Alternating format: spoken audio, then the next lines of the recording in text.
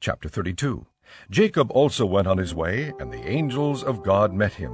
When Jacob saw them, he said, "This is the camp of God." So he named that place Mahanaim. Jacob sent messengers ahead of him to his brother Esau in the land of Seir, the country of Edom. He instructed them, "This is what you are to say to my master Esau. Your servant Jacob says, I have been staying with Laban, and have remained there till now. I have cattle and donkeys, sheep and goats, men servants and maid servants. Now I am sending this message to my lord, that I may find favor in your eyes." When the messengers returned to Jacob, they said, "We went to your brother Esau, and now he is coming to meet you, and 400 men are with him."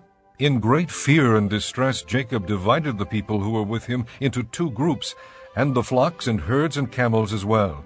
He thought, "If Esau comes and attacks one group, the group that is left may escape."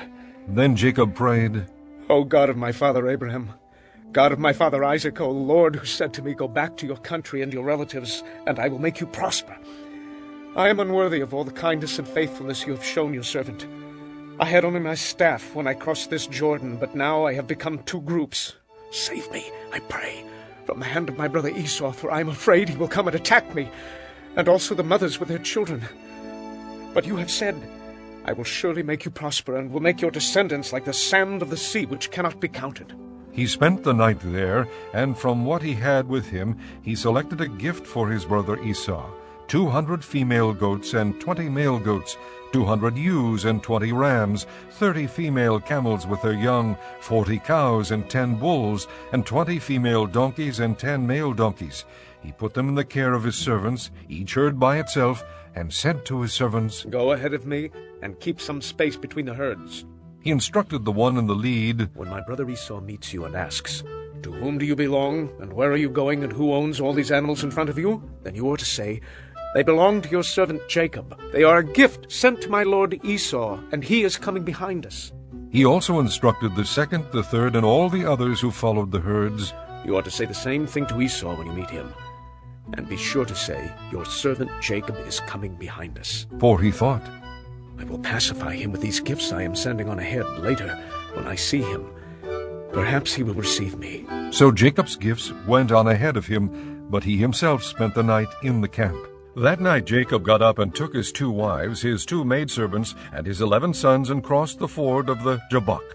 After he had sent them across the stream, he sent over all his possessions. So Jacob was left alone, and a man wrestled with him till daybreak. When the man saw that he could not overpower him, he touched the socket of Jacob's hip, so that his hip was wrenched as he wrestled with the man. Then the man said, "Let me go, for it is daybreak." But Jacob replied, "I will not let you go unless you bless me." The man asked him, "What is your name?" "Jacob." He answered. Then the man said, "Your name will no longer be Jacob, but Israel, because you have struggled with God and with men, and have overcome." Jacob said, "Please, tell me your name." But he replied, "Why do you ask my name?" Then he blessed him there. So Jacob called the place Peniel, saying, "It is because I saw God face to face, and yet my life was spared." The sun rose above him as he passed Peniel, and he was limping because of his hip. Therefore to this day the Israelites do not eat the tendon attached to the socket of the hip, because the socket of Jacob's hip was touched near the tendon.